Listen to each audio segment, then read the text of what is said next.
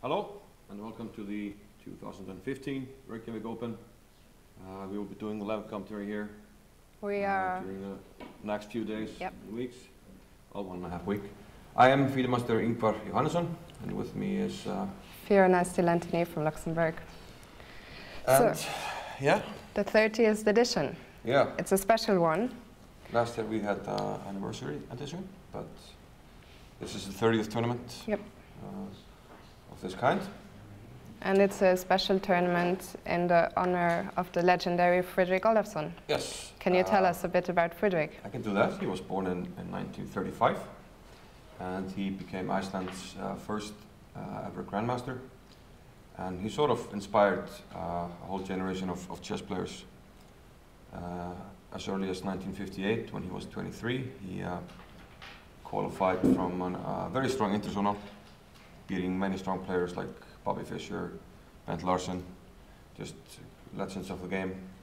And from there, he had a very successful career, not a long one, but a very successful one, beating many world champions, like I already mentioned, Bobby Fischer.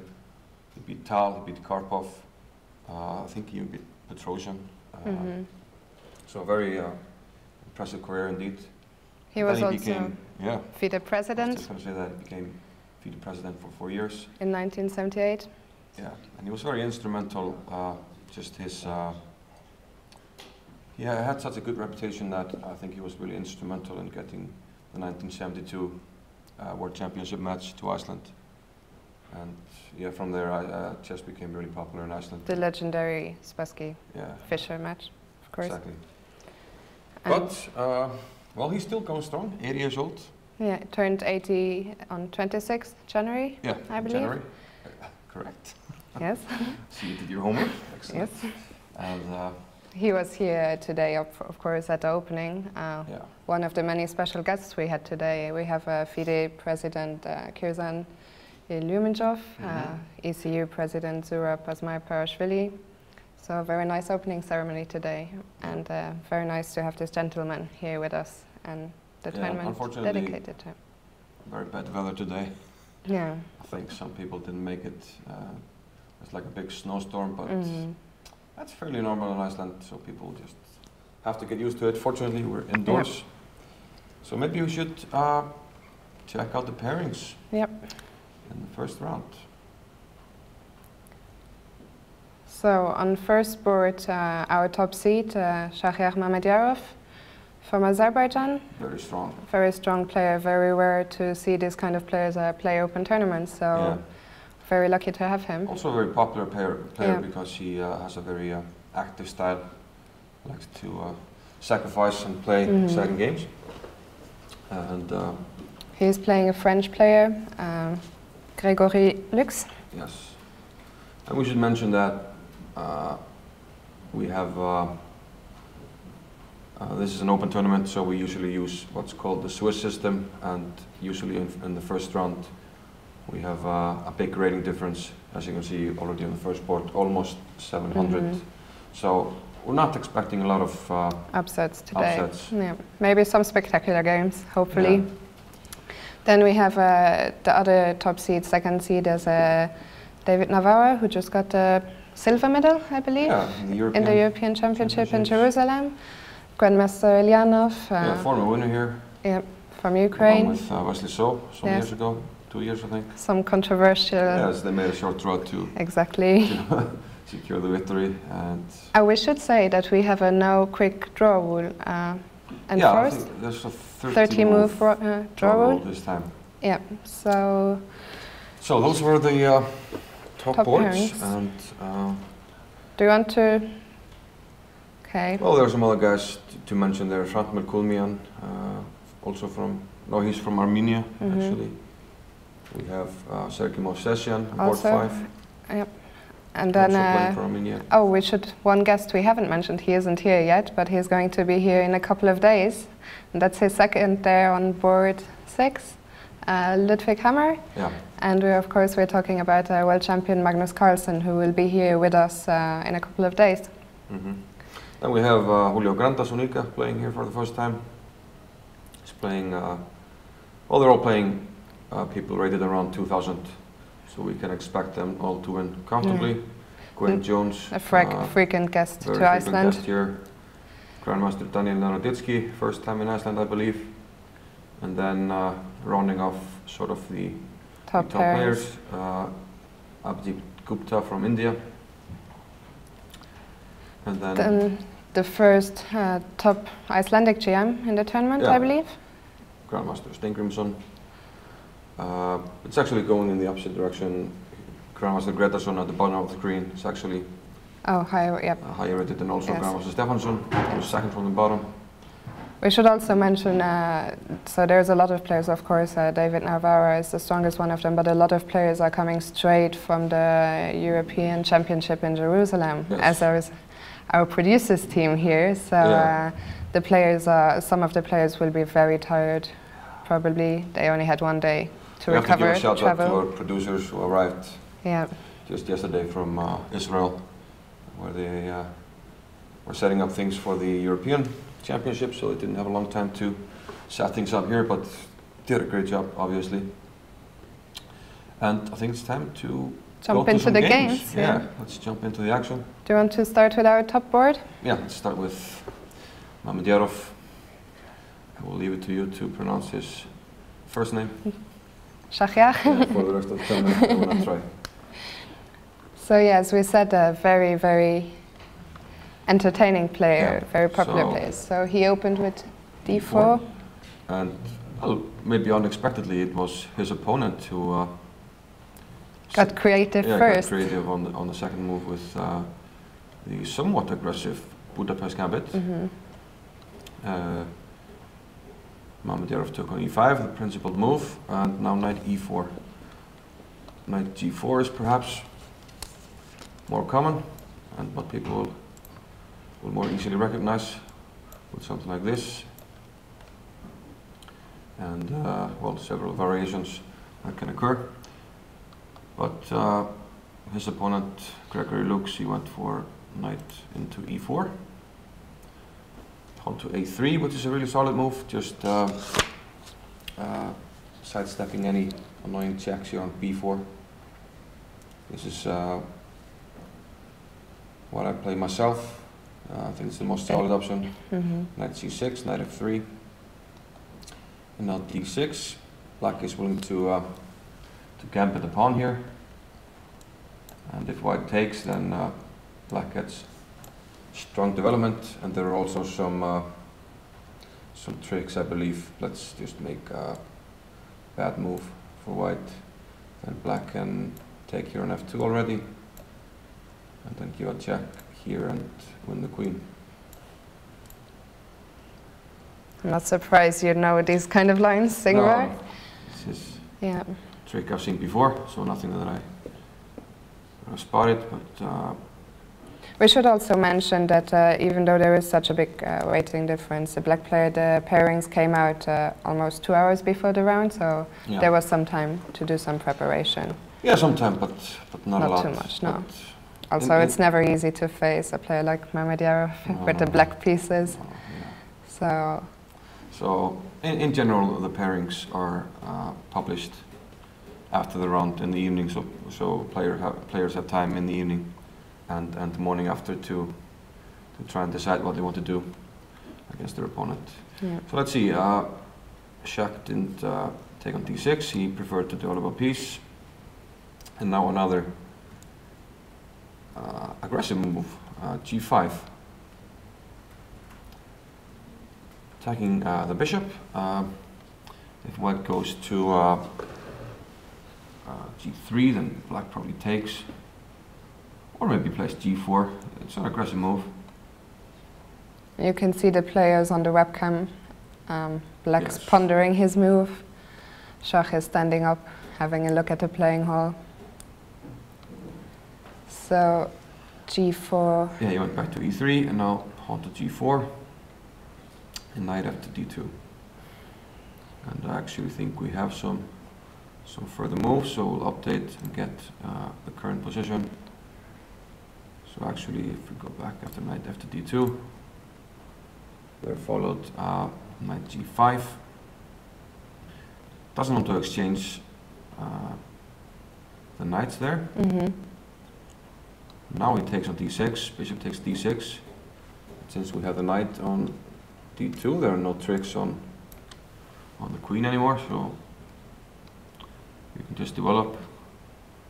Even though knight c3 also protects the queen, so that also prevents any tricks. f5, threatening simply to play f4. Trapping the bishop on e3. Yeah, which doesn't have a lot of squares here on e3. So therefore he played g3 to prevent that, and now knight e6. So black has sacrificed the pawn, Shaq played h3, and that's the current position. Looks like black has just moved. Made the move. Yeah. Not getting the move yet.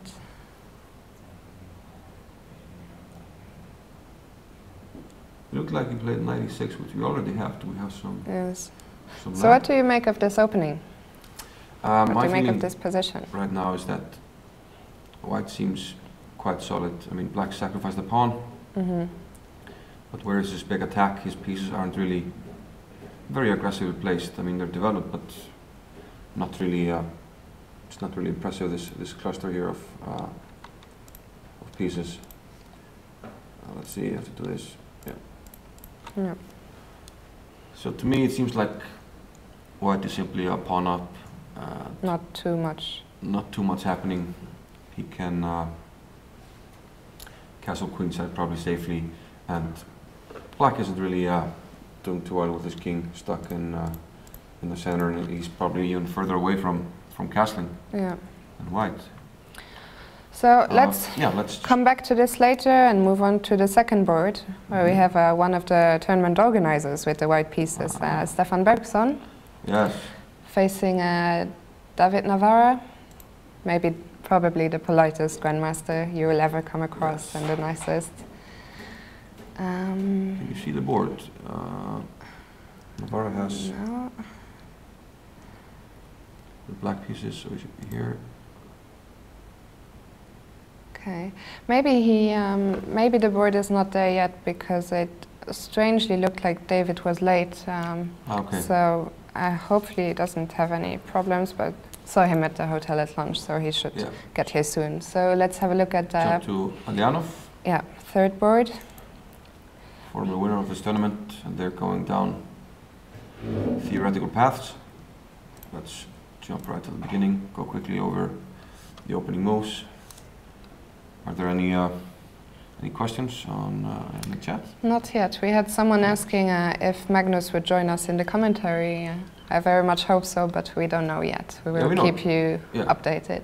He's here on vacation between the 13th and the 16th. Yeah. So apparently he's here on a holiday. Yeah. He's going to be, we don't know if he's going to join us in the commentary, but he's going to be playing the Iceland against the rest of the world football match. Some soccer or football. Yeah.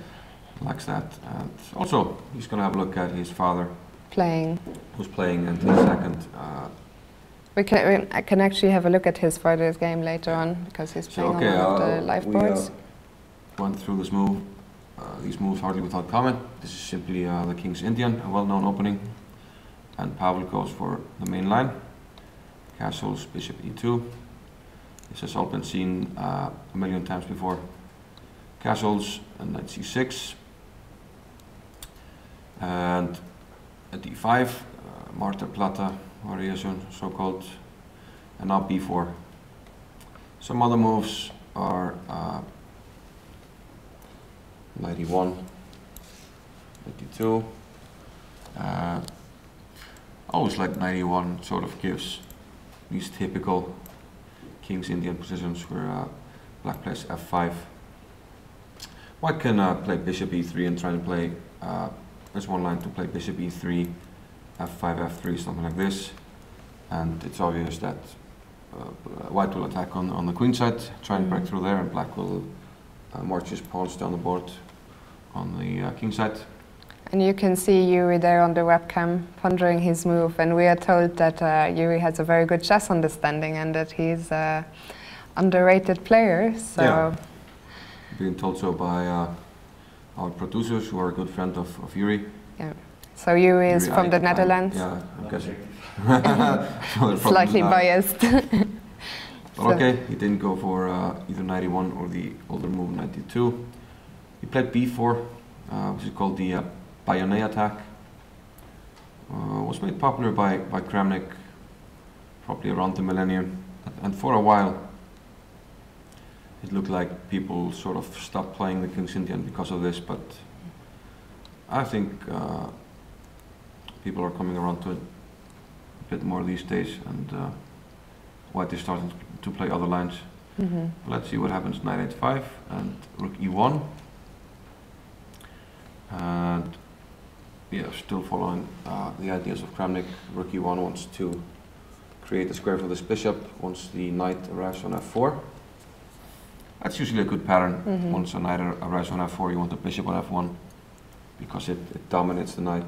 From here you can see it's protecting all the squares that the knight can jump to. So usually a very useful motif. f5, still theoretical, and now knight g5. Knight went back to f6, and now pawn to f3. I believe the main moves here are pawn to f3 and bishop to f3. But Elionov went for f3 here, and now a5.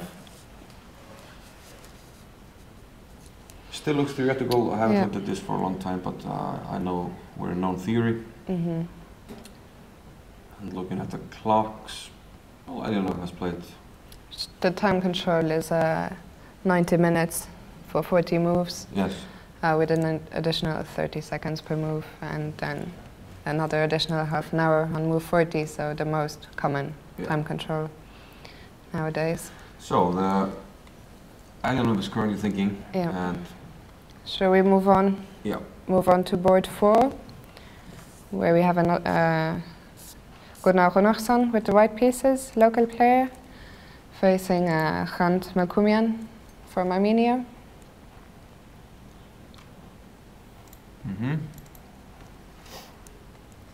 Let's go back to the beginning. Gunnar played e4. A modern. He's usually an aggressive player. Yeah. And a strong player. By that I mean physically. I think he has won some European or World Championships in senior weightlifting. So he's very strong.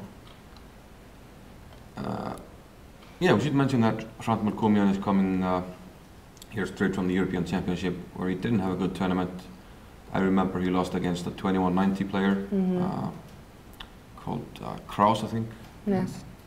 Guy who had a great tournament, beat I think 3 players above 2600. And Hrant was one of them, so he's looking to bounce back here in Reykjavik. And we're told that so there's a big group of players who came straight from Israel, and 6 of them apparently they made it, but their luggage didn't. So yeah, I know one of my friends, Nils Grandali, is from Sweden. Yeah, he had some problems with his luggage. Yeah, there was a 3-hour delay from Tel Aviv. So let's hope. So they couldn't check the luggage in time, so they just had to run to the plane and hopefully get the luggage later. It will be interesting to see how Melkumian recovers from his performance in Jerusalem. Yeah, we're hearing Elionov also had the same problem, so which could be a problem with the weather, because your clothes will get really wet, so you need something to change into. Yeah. But let's not worry about that. Things will work out as they usually do. D6. Hrant is playing a modern setup. And now pawn to e5. Bishop g5. And now he played knight e7, blocking the bishop from attacking the queen. c3 and castles. Not many moves so far, and in my opinion Gunnar is not using his time very efficiently. He's used half an hour already. I always think that the modern or the periods, they are good choices to play against lower weighted opponents. First of all, there isn't as much theory. There is no way White can easily... no exchange variation, easy way to get a dry position. That's indeed what I did for a while. I played the French defense against strong players, but then when I was playing down, I would play modern, just so that people wouldn't take on d5 in the French. Because as we can see, Gunnar is already down to, he's already used half an hour on his first, only 6 moves. So. And that's not very practical, and I think he's being a bit afraid of his opponent more than he should be. Because he's just making normal moves, developing pieces and protecting the center. So not too much happening yet. So he shouldn't spend so much time, but he is, and while he's thinking about it, let's find another game to jump to. Let's just look at the list and see what's the next game. The next game is Movsesian with the white pieces, playing against Alberto Prieto from Portugal, I believe. Okay, so Rui Lopez. Yeah. And we see black going for a rare variation. Is it called the bird? Yeah, exactly. Variation? The bird variation, bishop to d4. I have played it myself, but with very mixed results. I know Sokolov wrote a book about some sidelines. Did you find it there?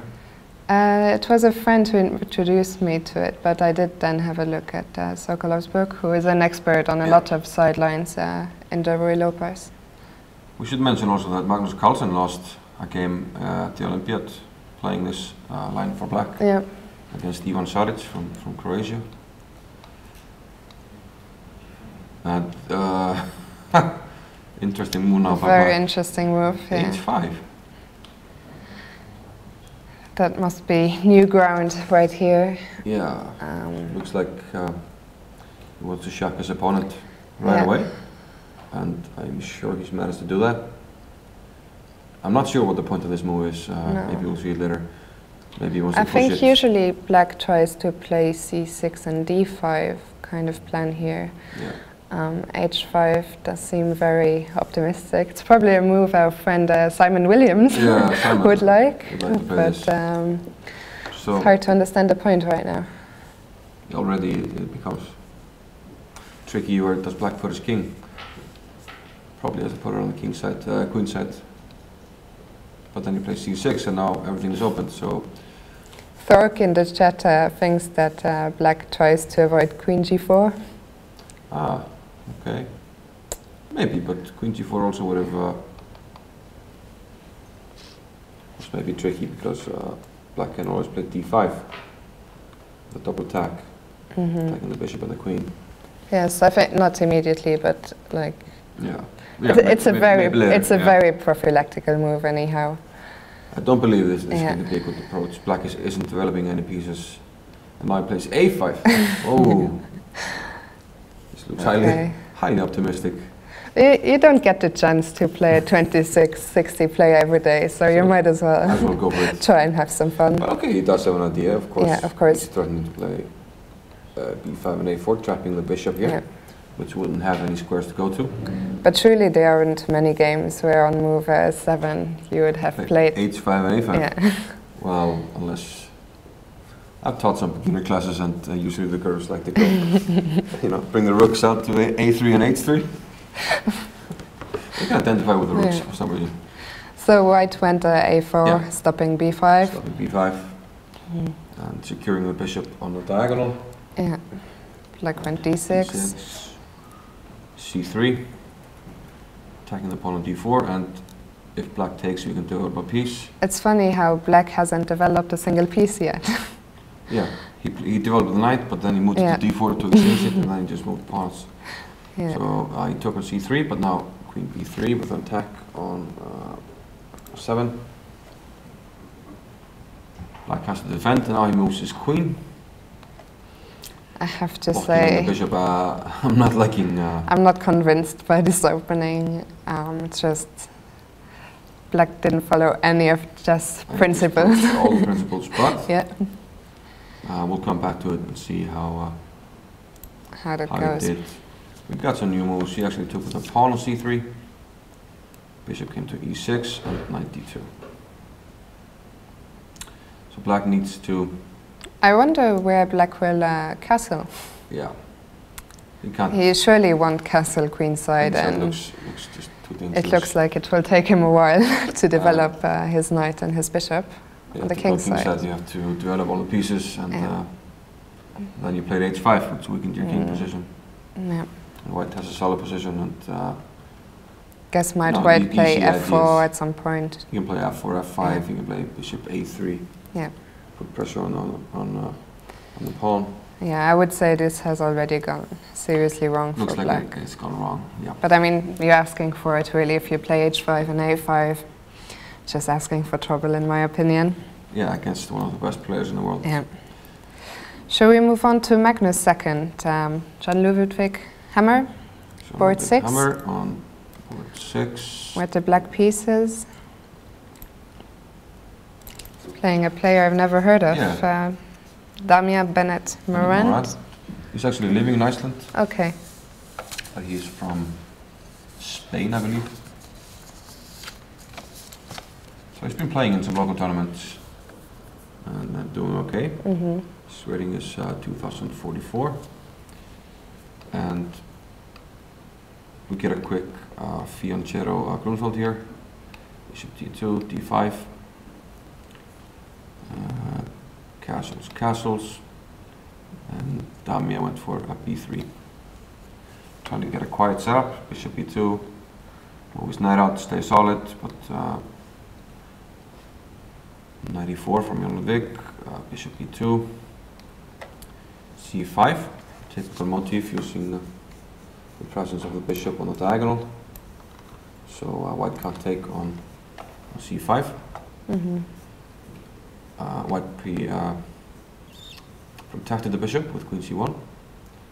Black took on d4, and we had some exchanges on the d4 square. Black attacked the knight on d4, and now queen b2. Queen fianchetto. Queen fianchetto. Fianchetting the queen. Yeah.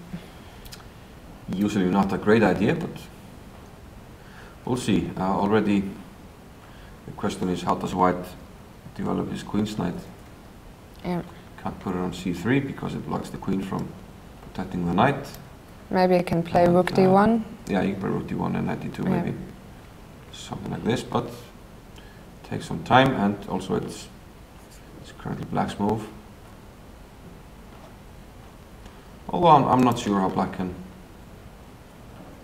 use his time here to increase the pressure. Yeah. Maybe e5, but the knight retreats and you have to protect the pawn. Still seems like a fairly reasonable position. I don't think white has played anything too critical, but also he hasn't made any blunders, so there's no reason why it should be worse yet. Yeah. You can see the players on the webcam. Yeah. The top 7 boards do have webcams. So yeah, top 7 on webcams. we will be able to follow that live. And top 20 boards. Yeah, I think we have at least 20 boards for this round, and they're trying to make more boards work for the latter rounds. So we'll see. I think maybe up to 50 if everything goes according to plan. But for the first round we had 20 live games. And yeah, Jan Ludwig is thinking. Bennett is even up on time, which I think it's the first game we saw today where the lower weighted player was up on time. So maybe when Ludwig was yawning there, maybe his concentration isn't at its best. I don't know. He didn't play in Jerusalem though, I believe. No, I don't think so. There are also some players, not just who played in a Capelle, which also just concluded 2 days ago. So really a lot of players playing 2 tournaments back to back, which is very tiring. Yeah. Then on the next board we have legendary Grandmaster Julio Guanda from Peru, facing what must be, I suppose, a Spanish player. Looks Spanish. Looks Spanish. Yeah, we can see it here. Yeah. So Caro Can. Julio with white. Yeah. the advanced variation of the Caro-Kann, e5, bishop f5, and Julio goes for bishop e2, and goes aggressive here with pawn to g4. So he wants to attack the bishop, and black went bishop e4, sort of inducing this move f3, which allows him to play queen h4 check. So for this reason, very aggressive by white, because he has to move his king now, and the king's in front of the pawn in front of the king have already been moved, so his shelter is compromised, but he wants to attack black nonetheless. Bishop e3, knight d7. White is simply developing here, knight d2, and now the queen went back to d8. Doesn't really stand very well on h4, perhaps. Maybe he was also afraid, can the queen maybe get trapped after g5? Yeah, maybe he was worried about something like that. Yeah. And also, if he tries to develop a piece like bishop or knight, then the queen won't be able to retreat after. Blocking the queen from retreating, so he elected just to retreat the queen. More development from Julio, pawn to f6. He took, and now knight f4. Now we're hitting pawn on e6. And surely we would take the bishop on g6 if we could, get the bishop here and weaken black's structure. So bishop f7, knight to d3, and this facilitates his next move, pawn to f4, increasing the space advantage, and also blocking black from breaking here with e5. So white has secured some space advantage. He will probably play his king, I don't know, like g2 and connect the rooks. Do you think the white king will never be in any danger? For now, it doesn't look like it. Black needs to make a lot of things happen to break up in the position. And you know, some of the breaks just close the position. Not sure g5 is the best. It, you know, gives away some light squares like f5. But I don't think the king should be in trouble here. Yeah. So after f4 we have a new move, bishop g6.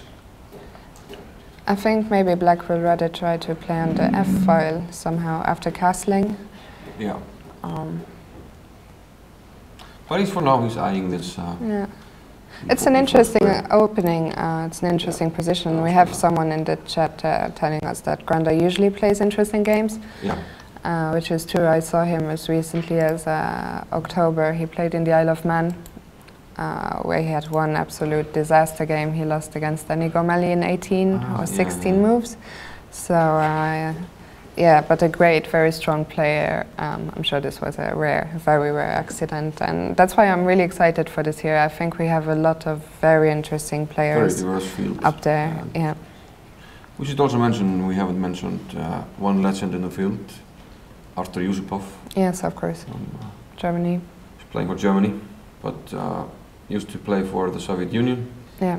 And at one time he was number 3 in the world. And number 1 and number 2, they were decent players, I think. Kasparov and Karpov. So obviously Yusupov is quite a strong player. So let's keep moving on. Let's just next board we have with the white pieces Thomas Govgaard against Gawain Jones. Gawain, as we mentioned, he plays here every year. Yeah. He doesn't just play Reykjavik Open, he plays in the league, so he likes it very much here and he usually does well. I can't see the board. Is he with the black pieces? Gawain is black. One of the games that are mysteriously disappearing. Then we just move on. Yeah, let's just move on. Who do we have here? Daniel Naroditsky, the young American GM, which also doesn't seem to be working. No. Maybe it's possible his opponent hasn't showed up, or himself. He himself was there. I saw him. Then just move on. On next board we have Abhijit Gupta with the black pieces, playing James Chan. Okay, here we have some Sicilian action. Yeah, had to move down as far as board 10 to find our first Sicilian game of the day. Gupta with black, and we have the open Sicilian, pawn takes d4, knight f6, knight c3, knight c6, and bishop g5. So I think it's now a rouser, long castles, bishop d7, f3. Everything looks very normal and has been seen before. King b1, standard idea in Sicilian to get the king safe. Then away from the diagonal and away from attack on the c-file.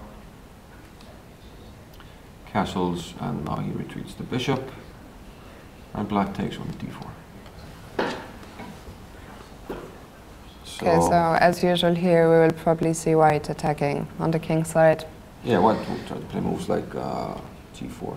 Yeah. Attack on the king side. g4, g5, maybe put rooks on the g-file. Maybe use the h-pawn as well. Yeah. Black, on the other hand, will play b5. Obviously, he'll go the other way and play b5, b4 maybe. Yeah. Put something on the c-file. And hopefully we'll have an interesting fight. Yeah. Shaping up nicely. Yeah, we'll come back to this one. Yeah. Yeah, nothing going on here. Then on board 11 we have Hedin Steingrimsson. I should let you pronounce those Icelandic players' names. Steingrimsson. He's the white pieces against Michael Masungwini. I'm gonna guess from South Africa. I was just looking it up. Yep, South Africa. Right. We do have some players from South Africa this year, which is really nice. Yeah. We had one last year. Daniel Cowdery. Yeah.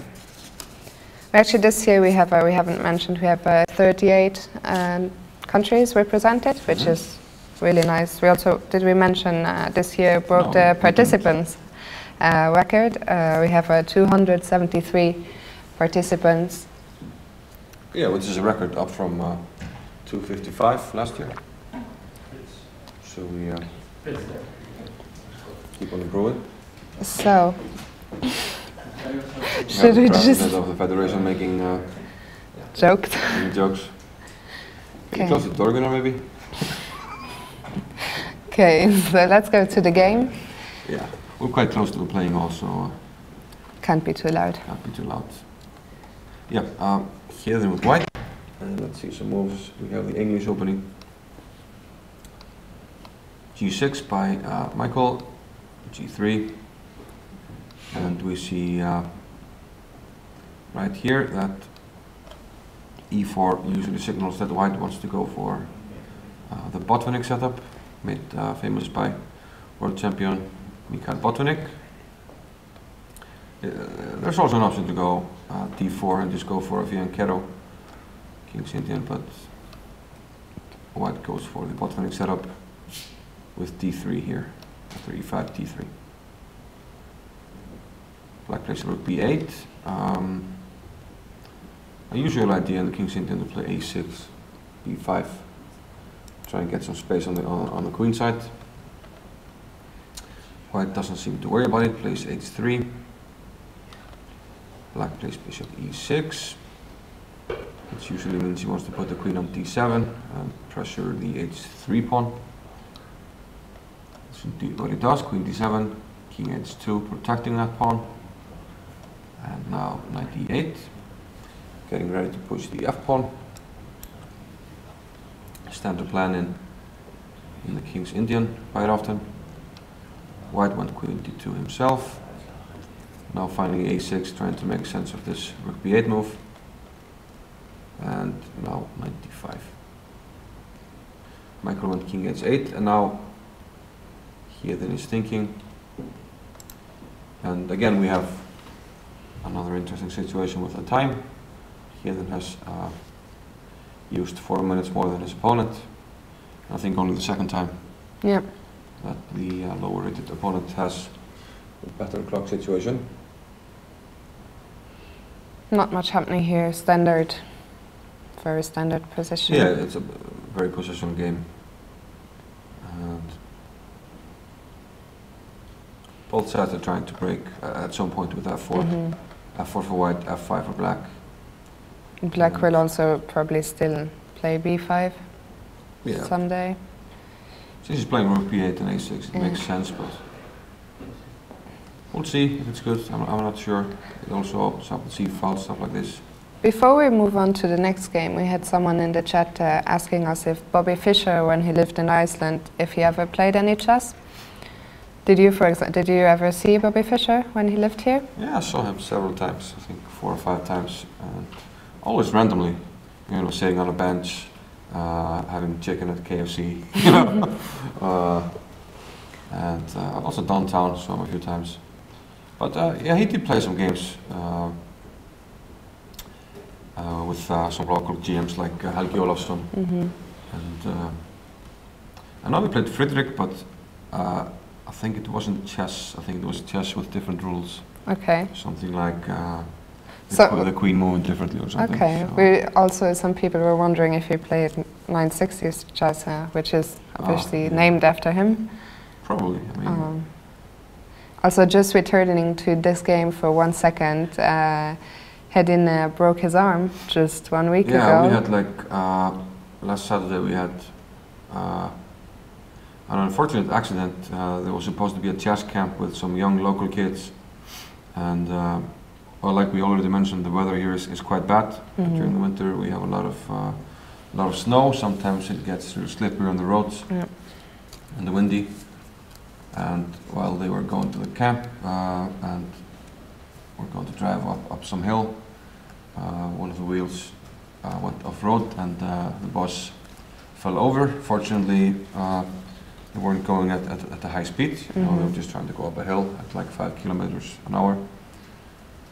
But the bus tipped over and there were some injuries. Fortunately, only minor ones, like bruised ribs, something like this, or maybe some cuts, but nobody really broke anything. But and Hedin took it with humor. He said yesterday that since it was his left arm, it's not his playing arm. But yeah, might be the only one who actually broke something here. He broke his left arm. Yeah, like you said, not his playing arm.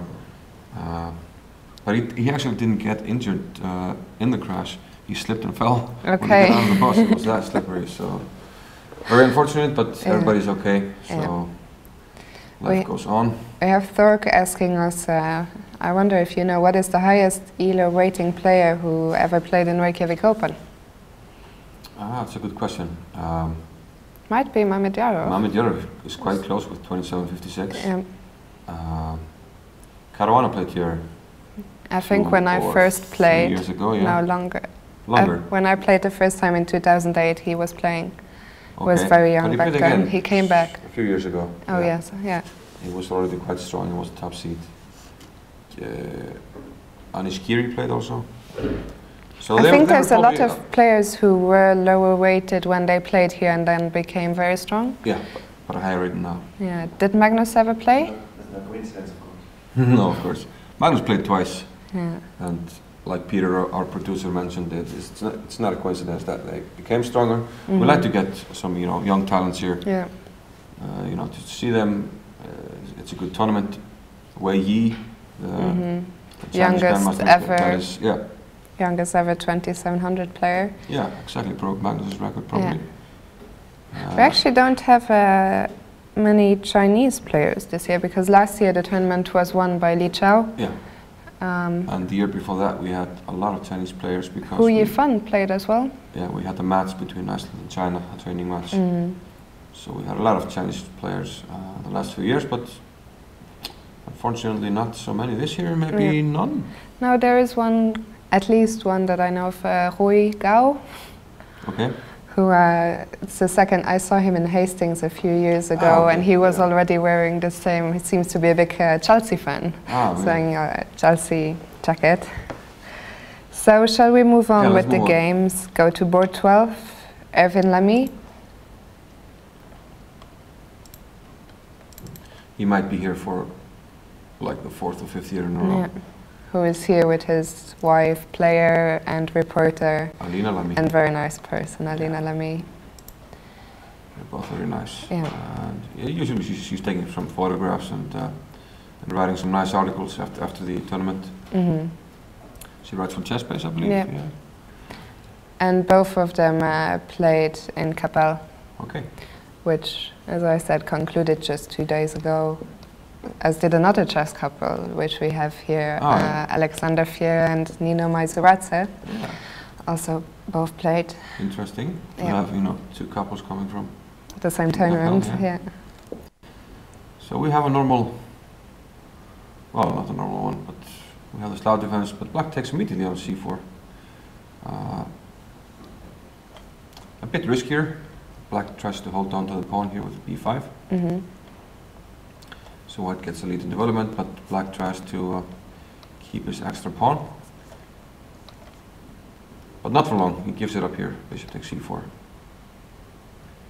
So white is leading here slightly in development, but after knight f6, you have to address this knight here on e4. It has to go somewhere. And you can't really very efficiently reroute it. Yeah, or develop anything to protect it. F3 it's just is a blunder, and protecting it with the queen doesn't make sense because you're just gonna. At some point, you're gonna lose time. You can either put the bishop on b7, or at some point after protecting the pawn, put the knight on d7, then put it on f6, and win time on the queen. So it doesn't look really effective. So white has to take on f6. So black sort of caught up a little bit, got rid of an active piece from white. Knight d7. And yeah, Aaron's opponent, Ketil Strand from Norway. We have a lot of Norwegians coming every year. Yeah. Usually a group of around 20-30 players. So this year they are led by John Ludvig Hammer, whose game we just looked at, and as we mentioned, we have the father of Magnus Carlsen, Henrik, playing, and then there are some players from the Norwegian chess school, the NTG, the strongest of which is, I believe, Ari Tarje. Very strong already. Yeah. But they like to organize trips for the youngsters to come to play here. I mean, as was said in the chat as well, it's a nice tournament for norm opportunities. Yeah. Especially, we haven't mentioned, it's a 10-round tournament, so you get one extra round. And that's because usually in the first round you're paired so much down, like 600-700 up to that. So that can be tough on your average rating. So having it 10 rounds makes it easier. Let's see, e4. So e4. Queen d8. Yeah, I wanted to mention that. Some players maybe didn't make it on their flights. You know, there were some people from Norway who didn't make it for the first round. There was 2 people, at least, who were not coming because of the... 2 people who missed their flight because of the weather. Yeah, because of that. Very bad weather, like we said. Yeah, big storm. I was struggling, even though the hotel is just up on the other side of the road, I was struggling to make it here because of the strong winds. That's Iceland. That's Iceland. It was quite funny to look outside because Harpan has, glass windows. I was looking outside earlier and people just, running 200 meters, coming in, just completely soaking wet. If you haven't played here, you definitely should come sometime, experience it. Yeah, I met my good friend from Denmark, Thomas Schomolt. He was just drained in the snow, and he was like, you're fucking weather. Like, welcome. But anyway, on to the game, rook c8. Knight g5. White is getting aggressive here, and looks quite better, to be honest, and he almost has an option to push the pawn here, push the bishop to the corner if he wants. He's already lining up some dangerous pieces here on these squares. Yeah. Queen can come to h5 or f3 if needed, and f4, f5 is not far away, so I would be scared here right now if I was black. Yeah. So he plays bishop d6, tries to get ready to castle, but now e5, grabbing some space. And now a very drastic operation by black. He took on e5, which I don't believe can be good. Let's have a but look. he's already, he might already be in some trouble here. Yeah, I believe if you retreat, yeah, there might I be. want to take on e6 with the bishop, but we can take on g5. G5, My idea, of course, was that the queen is trapped if you take back. Which is very nice. Yeah, but of course, black can take on g5, but okay, yeah, there's a tactic. You can here. take on d7. Exactly. Yeah. Now if you take with the queen, I just take here, and I won a pawn. And if you take with the king, trying to be clever, then queen g4 check, and we win the piece right back on g5. So that's why black is already in trouble here. And if you put the bishop on some other square, let's say bishop e8, then it looks like white might have some tactics here. Yeah, it's very tempting. Yeah, we played something like this. And if queen e7, I was thinking we can maybe take on e6. Yeah, we can do that, because if you play g6, just give a check. Yeah, I was even looking at taking on e6 straight away without queen h5. Yeah. Might be too optimistic, but can we have a bishop e6? Yeah. I haven't really thought of a follow-up yet, but... I mean, but still, it just looks so bad for black. All these pieces are clustered here on the queen side. And yeah, it wouldn't be surprising if something like this already works. Maybe queen g4, something like this. Just looks very ugly. It's looking very ugly for black. Yeah. So that's why he went almost pretty much forced to take on e5. Drastic option to take on e5. But queen h5 still, g6, and now queen h6, leaving the bishop on c4 unprotected. So let's see what happens. Knight takes c4, queen g7. Now the rook is attacked. What can we do? Well, first of all, moving the king is hardly an option, because we have some combination of queen takes f7 or rook d1. So let's see, rook f8. What does he have in mind here? Don't like this, the way this has gone for black. Simply just knight takes h7, of course, No need to get fancy, this is... black is down to 50 minutes, 48 minutes already. He's a piece down. Looks decisive already. Yeah, this one might... See if we had any moves. Yeah, this already happened. Knight takes h7 and queen e7. I think this might well be one of our first decisive games of the day. Yeah, white is... He's only down a pawn for the moment, and he's going to win some stuff here. Just depends on what he wants to do. Does he want to take on f8? Does he want to play bishop h6? Does he want to play knight f6 check? So many options, and I think he's gonna take some time here and figure out a deadly continuation. We're being told we might have a tweet. Have our first tweet of the tournament. You can tweet us at hashtag Reykjavik Open. And from Reykjavik Open. Excellent. So Reykjavik Open is saying let's use Reykjavik Open for comments. No, it's Sabrina.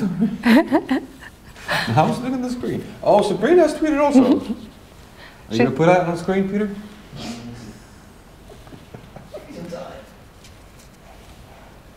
Yeah, we have a strong chess player here, Sabrina from the UK. She's on the played on the Olympic team for the English for the English team. And she's giving us the view from the hotel venue, and you can see the bad weather outside. Yeah, and that's the playing hall, of course, the beautiful Harper concert hall we're in right now. And talking of Sabrina, we had someone on the chat asking us who the highest rated women player was in the tournament. So I had a quick look, and I believe this is Tanya Sachdev from India. Tanya, who is another very popular guest here in Iceland. She's been many times. She's been here, it's her 5th time. Yeah. And then after Tanya, there's a lot of women players who are very closely rated. There is Cristina de la Forja from Romania, Alina Lamy, also from Romania. And then there's a very talented young girl. I'm looking forward to follow her results. The one from Canada? No, from Kazakhstan, Sanzaya Abdulmalik. Okay. She's been doing very well recently. I'm not sure how old she is, but she's almost 2400. And oh, the tweet is on now. You can see. You're right. You see the horrible view. Horrible weather. I mean the nice view, but the horrible weather. Yeah. Also, I believe we have the world women's under 14 champion from Canada. Yeah. Should have told me about this earlier. Oh, you should do your homework now. Yeah, I will look it up and I'll let you know soon. Yeah, I can't remember her name. Yeah. But it sounded Chinese. Yeah, I believe so. So let's move on to. We're going to go back to. Where were we? Mamedjarov. We're being told that something might have happened there. Let's go back to where we were. We didn't like. I was wrong saying Erwin would be the first. It looked like it. Yeah.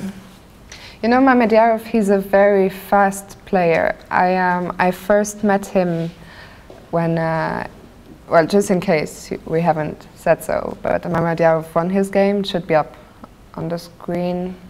I'm not sure why you don't get the updated position on the screen. I'm just moving through where we left it off. But that's H3. Ingvar's fault. Okay. Yeah. And well, Black went for it with F4. Let's see what happened. He took on F4, knight takes. But things seem to be getting a bit optimistic here. Yeah. White is still very solid. He's just going to take on G4 next move with the knight retreats, and he has a nice position.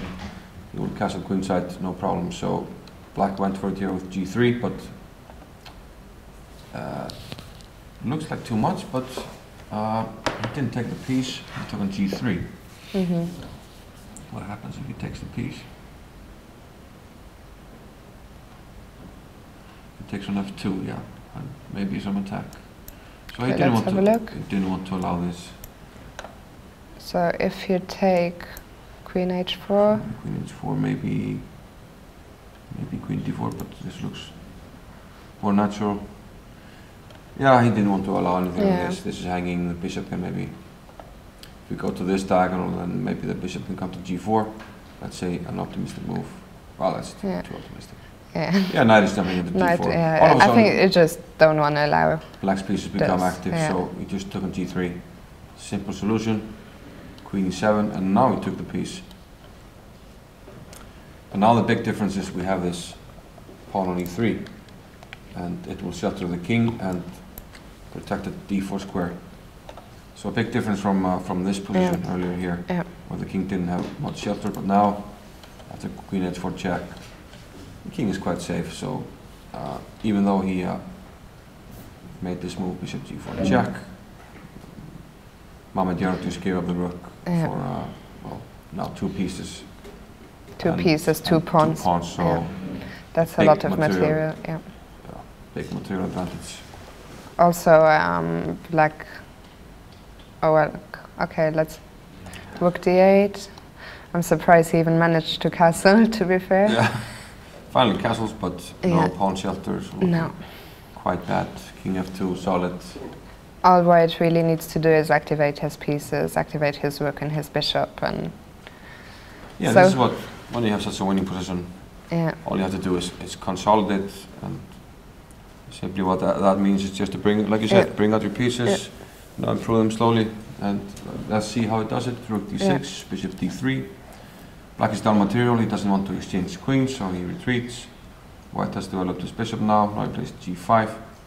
More space advantage, this is just completely crossing. Yeah. Queen c2, h6, rook g1. Lining up against the queen and the king, looking horrible.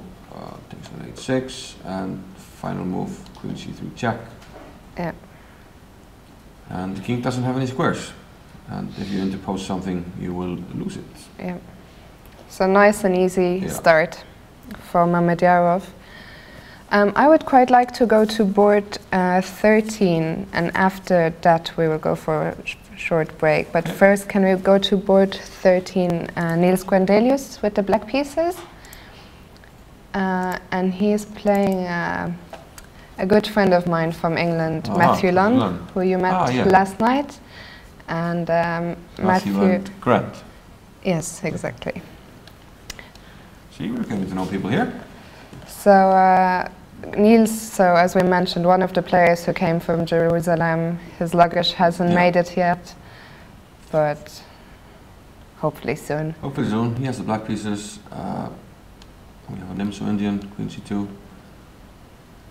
He goes for B6, giving white the option of grabbing the center here with E4, which he does. C5.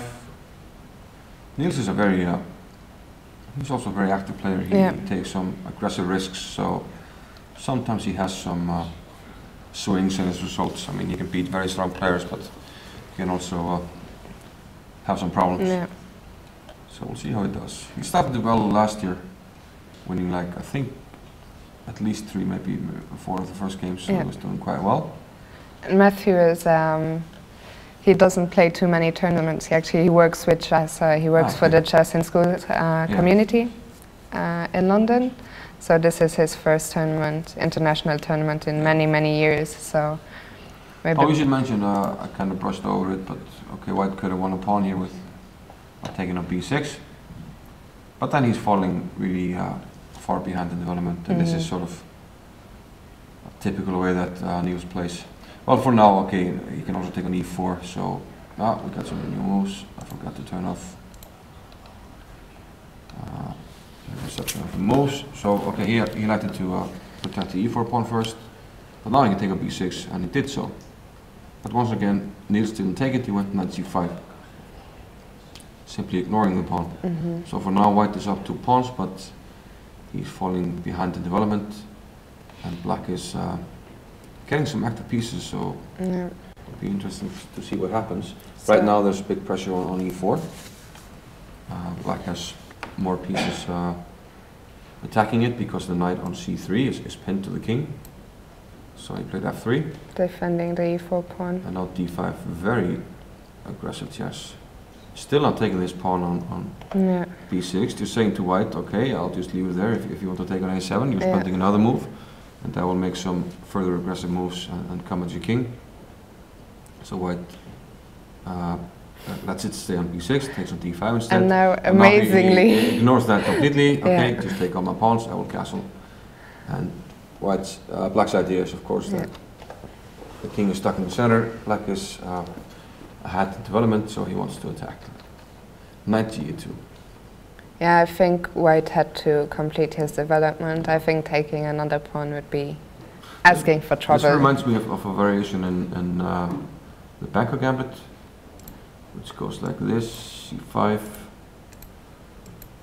Hope I can remember it. a6. I think f3 now. I think f3, something like this. Where black goes c4. Very similar, he's just sacking a lot of pawns. But as in our game, this diagonal has become really weak. In the back row we can put the queen on b6 and develop a lot of pressure, and also the king will be stuck in the center because of this diagonal. So that's exactly the situation that we have here, except that for now this diagonal is not occupied by black. So white can castle probably next move if black doesn't do anything. So do you think black will now take back one of those pawns? Now it makes sense to take on d5. I think, because you're just trying to open the e file and open up some avenues of attack. Let's say we take on d5.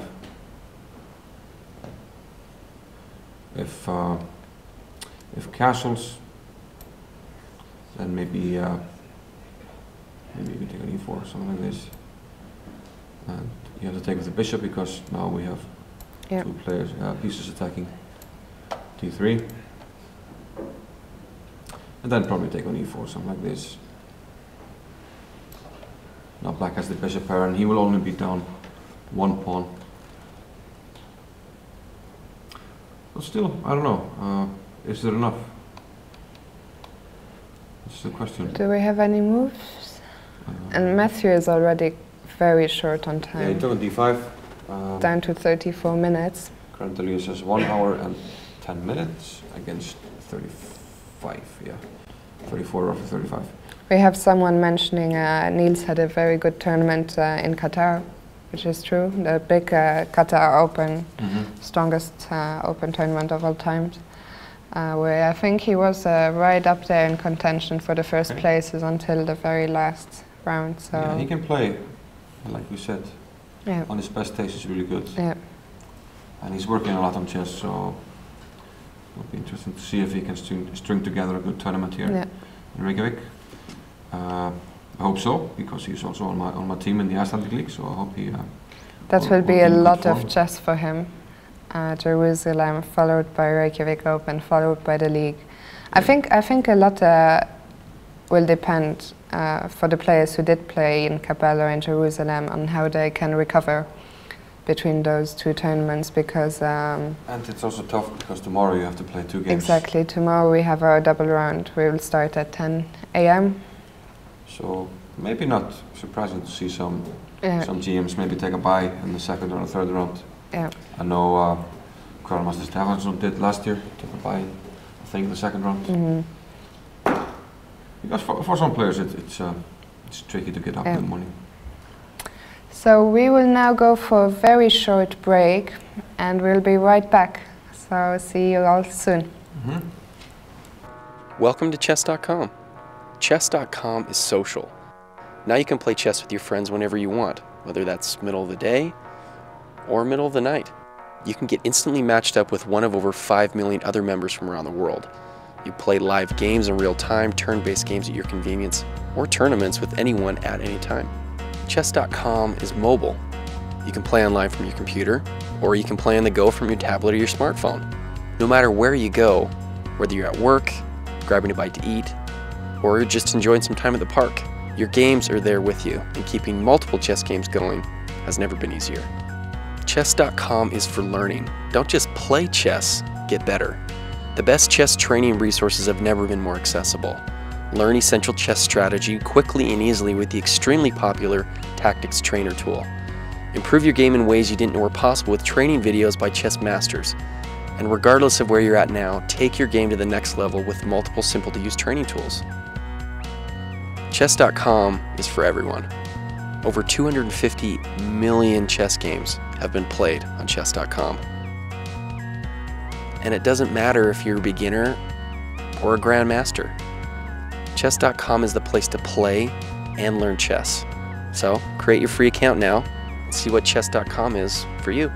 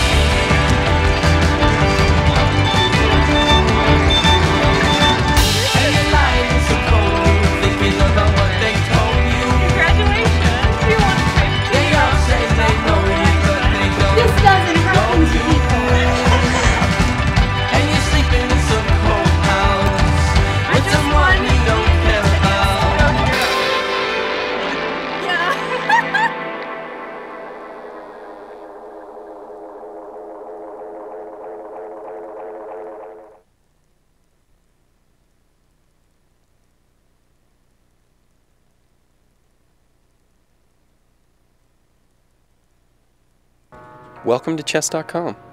Chess.com is social. Now you can play chess with your friends whenever you want, whether that's middle of the day or middle of the night. You can get instantly matched up with one of over 5 million other members from around the world. You play live games in real time, turn-based games at your convenience, or tournaments with anyone at any time. Chess.com is mobile. You can play online from your computer, or you can play on the go from your tablet or your smartphone. No matter where you go, whether you're at work, grabbing a bite to eat, or just enjoying some time at the park, your games are there with you, and keeping multiple chess games going has never been easier. Chess.com is for learning. Don't just play chess, get better. The best chess training resources have never been more accessible. Learn essential chess strategy quickly and easily with the extremely popular Tactics Trainer tool. Improve your game in ways you didn't know were possible with training videos by chess masters. And regardless of where you're at now, take your game to the next level with multiple simple-to-use training tools. Chess.com is for everyone. Over 250 million chess games have been played on Chess.com. And it doesn't matter if you're a beginner or a grandmaster. Chess.com is the place to play and learn chess. So create your free account now and see what Chess.com is for you.